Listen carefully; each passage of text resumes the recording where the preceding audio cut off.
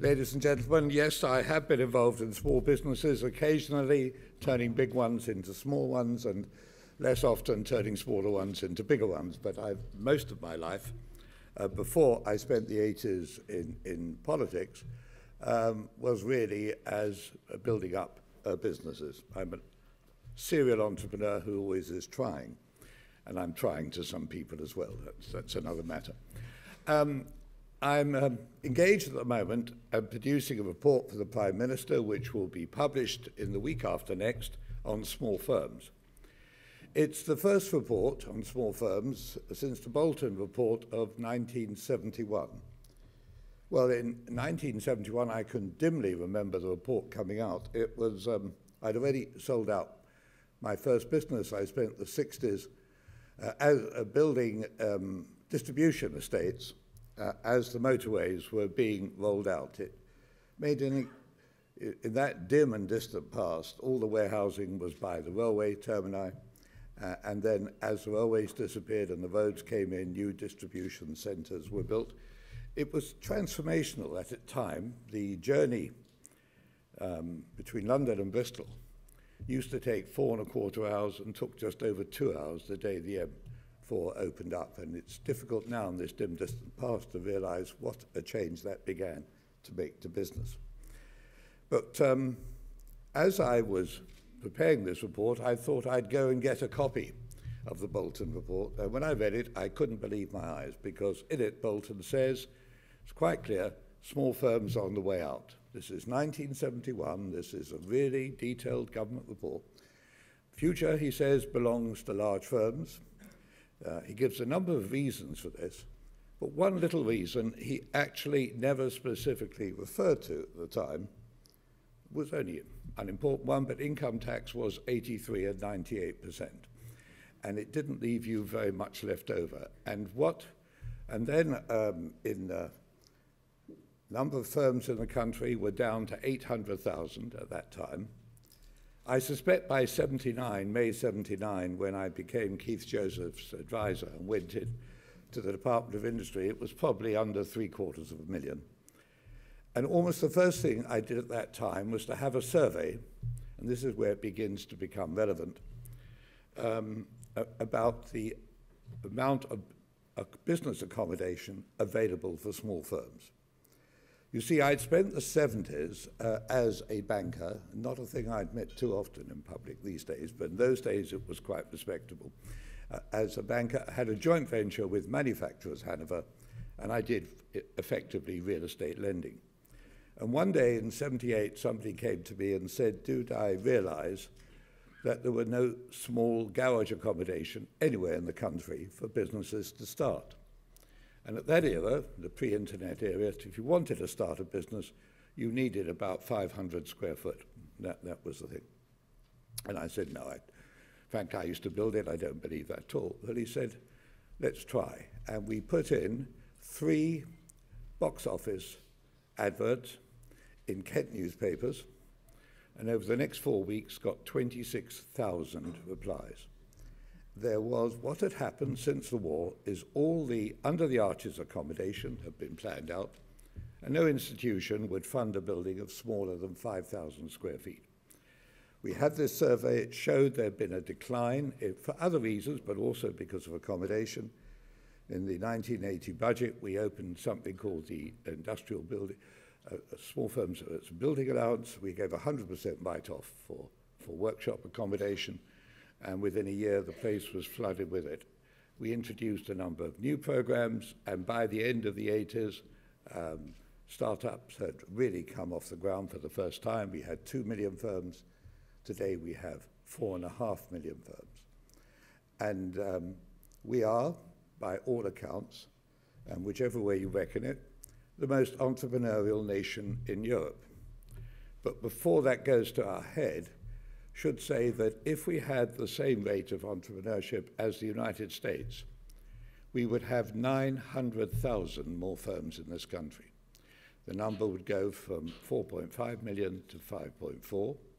If we had 900,000 more firms, structural unemployment would have disappeared, and you'd see George Osborne going around the world smiling. Well, he doesn't smile at the moment, but I actually believe that we can see our way towards getting that number increased. What's this got to do with you, and what's this got to do with your conference today is simply this. There's been, the increase in the number of firms has really become rather like a two-stage rocket. The first stage was during the 80s and a large part of the 90s, when government took away a number of the restrictions, reduced taxation, encouraged new startups, and we saw a resurgence of what this country always was. We were the originators, after all, of the Industrial Revolution, a rebirth of entrepreneurialism, and the number of firms rising substantially. At the same time, we saw the number of large firms come down, the number of people employed by large firms, as businesses split up and became smaller and smaller units. You know, when I first started work, most large companies prided themselves on doing absolutely everything. They used nobody outside, and there were long vertical organizations with many layers of command. But over the 80s and the 90s, and as the world changed, that split and they became much more horizontal, prided themselves actually on how little they did, which is the odd change, and gave an awful lot of the work they were out to subcontractors and other people. But when the internet came in, it gave another complete boost and another change. You know, two of the biggest names in the business world today, Facebook and Google. Google was formed in '98.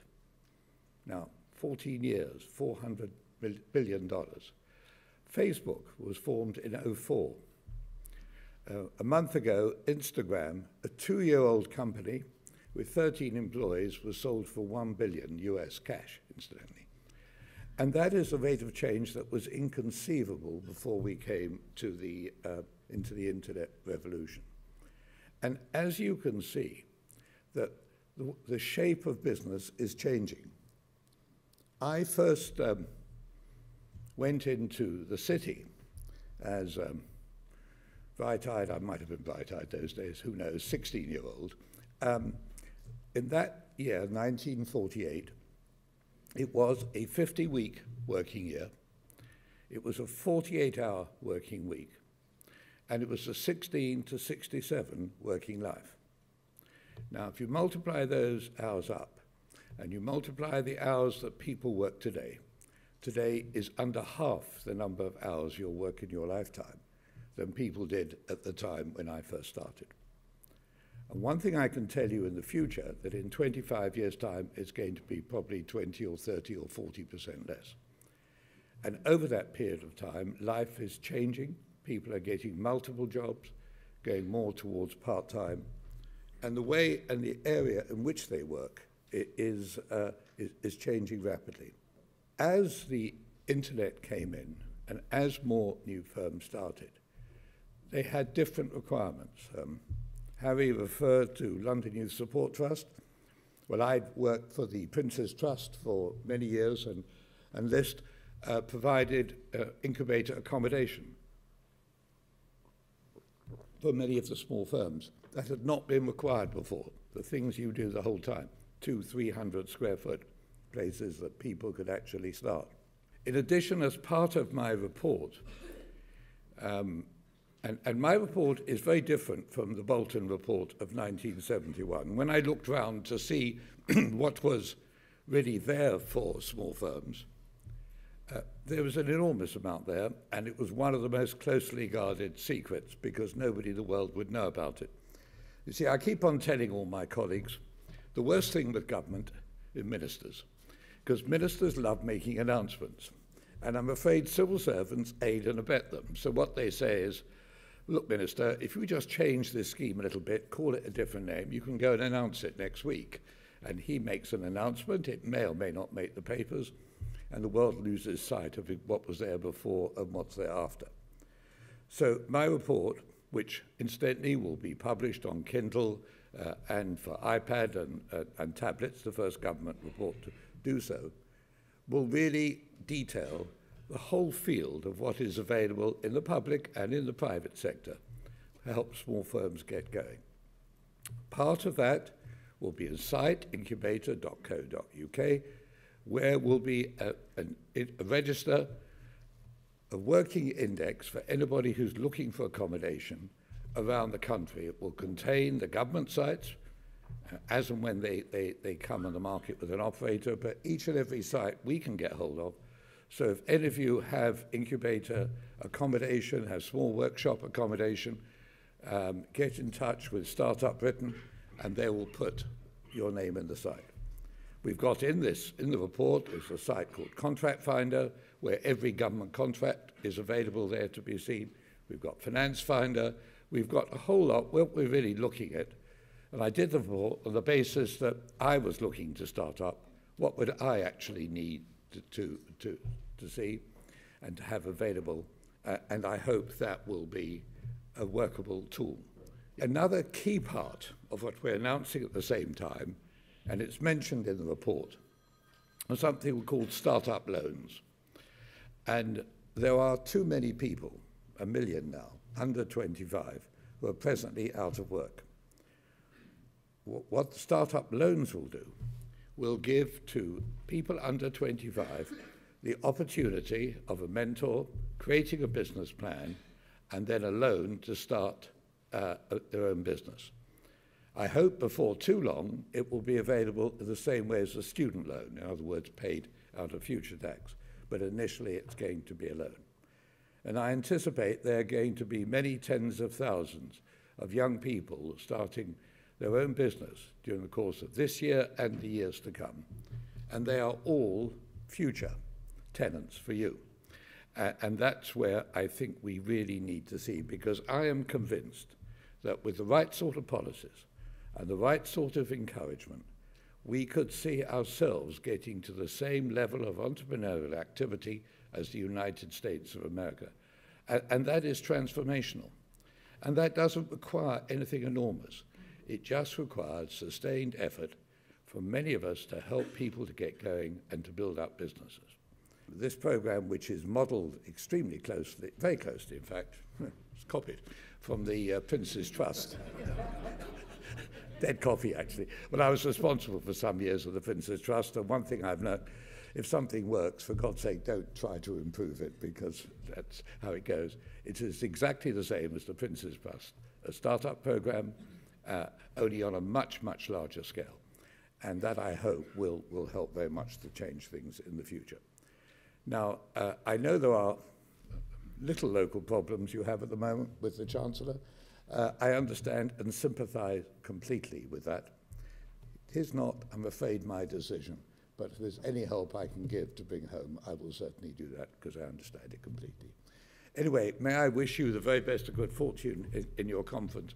It is really important what you're doing in providing the right sort of flexible accommodation, whether it's from a desk to a fully serviced office, to enable the businesses of the future to take effect. It is going to be a vastly different world in the years ahead. And the only people, the only nations that will prosper are those who are prepared to accept the future being very different from the past. We have to look forward, and I hope you are going to enable us to do so. Thank you very much.